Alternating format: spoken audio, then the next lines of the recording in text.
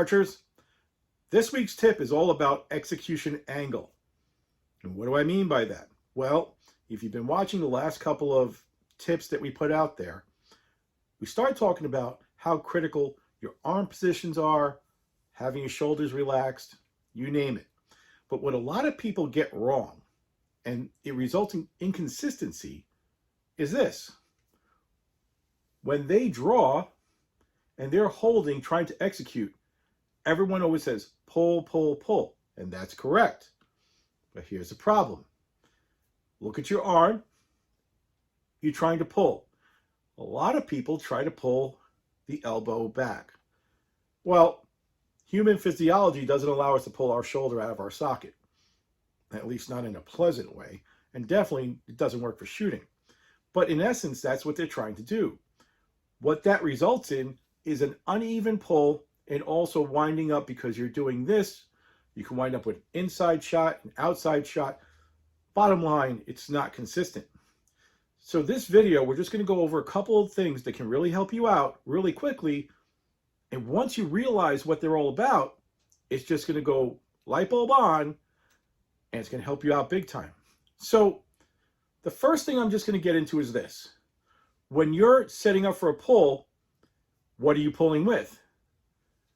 Your front is static, and you're pulling your rear shoulder towards your spine. But what happens is, in order to do that, you have to apply pressure, and it's not a huge movement. Basically, from here, you're just going a small movement like this. What a lot of people confuse is where they should start with that. And a lot of times it's because they have the wrong draw length, or they're just anchoring weird. So the easiest way to find out, and this is very, very basic, but it's what I go through with all my students, is this. Put your hands up in front of you like this, shoulders relaxed. You're not raising them up above the sockets. You're not doing anything like that. You just got your hands out like this. All you're going to do is put your arm out and then fold this arm in. See the level it's at. Turn your head, and basically this is optimal angle for where you should be when you're trying to fire. Now, if I just pull my shoulder towards my spine, you'll see it's a very small amount of movement. It's not exaggerated. It doesn't allow the arm to come like this. Basically, pull the shoulder. It's very little engagement, and that's all you need. It's when you over express that engagement like this that you wind up coming away from your face, going high, going low. But the key to this all is finding where your engagement angle is. So the first thing you're going to say is, what the hell are you talking about? Well, human physiology is different for everyone. For my girls, for guys I coach, you name it. Some people are double jointed in their shoulders. It has to do with an individual's own makeup. So put simply, it's like this. When you're here, let's just say you start out at a right angle. So I know that here I'm good. My elbow's at the right angle. If I just try to engage my shoulder, I've got movement. You're going to see a lot of people who do this. This is wrong, maybe, depending on how they're built. So I'll show you why. Stick your arm up like this. Now try to pull your shoulder towards your spine. See, there's something else going on here? I'm going to face the wall and let you see exactly what I'm talking about. This is regular angle. My arm is not all the way up in the air. This happens to be my spot for when I execute. And I'm able just to pull my shoulder towards my spine without doing this or anything like that. Normal posture, pull it towards my spine. Now, if I had a very high elbow, this is what you would see. When I'm up like this, which you see a lot of people doing, when I try to pull, you'll see I have very little movement.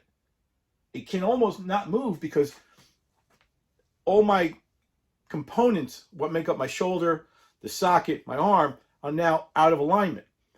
If you do that enough, you're going to cause a lot of pressure on these joints. You're going to wind up with shoulder pain. Same way, if I'm like this, but with a low shoulder, now all of a sudden I try to engage it, I can't. I'm more engaging these muscles here, but my shoulder's not moving towards my spine. Show that to you from behind. Like this. See, I'm really not getting any movement.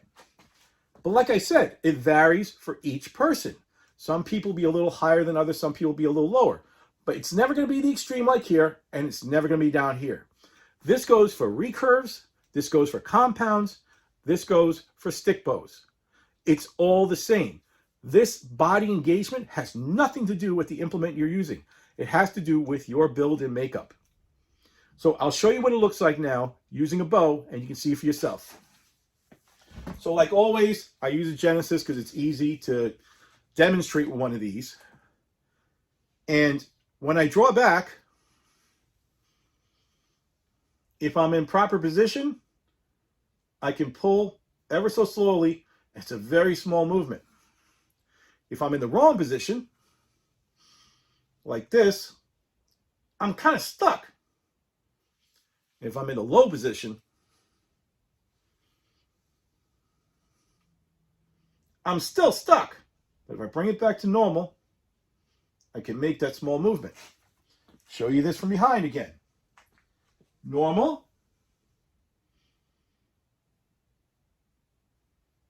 See, I can move my shoulder ever so much.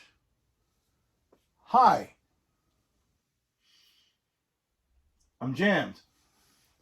Low.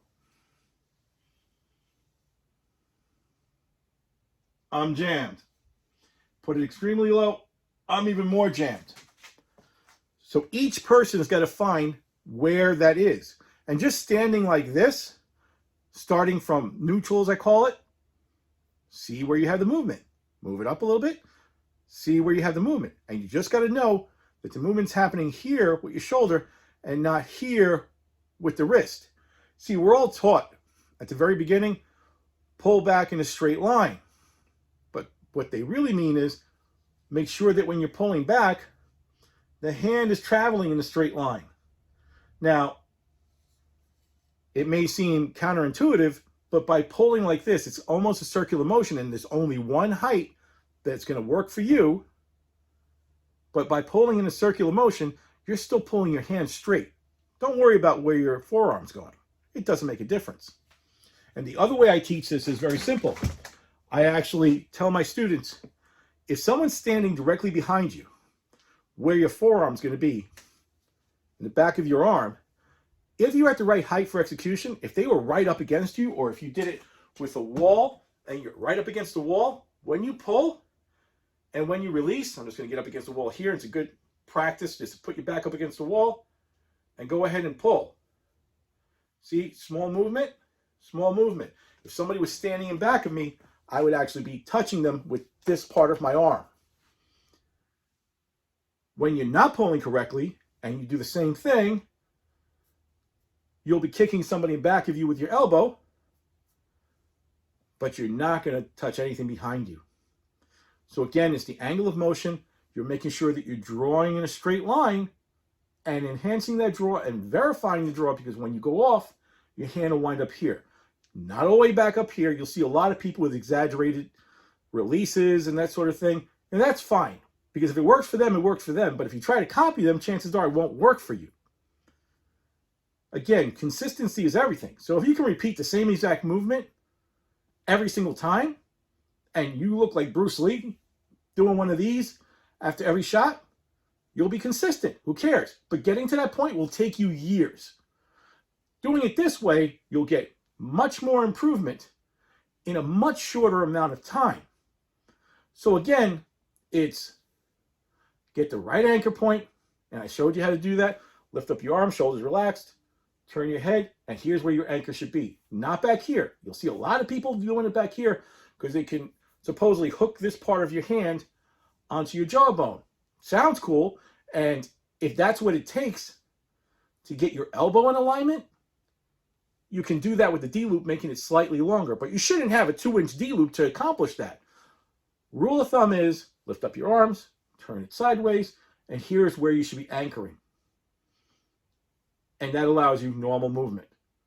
But you'll see some people who extend their draw length, stuff like that, try to get extra speed, And a lot of it's because they're trying to do one of these numbers.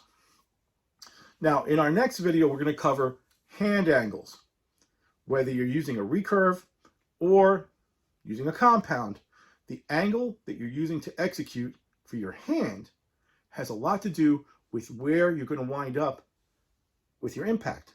But we'll get into that next time. So that's all for now. Remember your angles and find what works for you. Till next time, Coach Angel, out.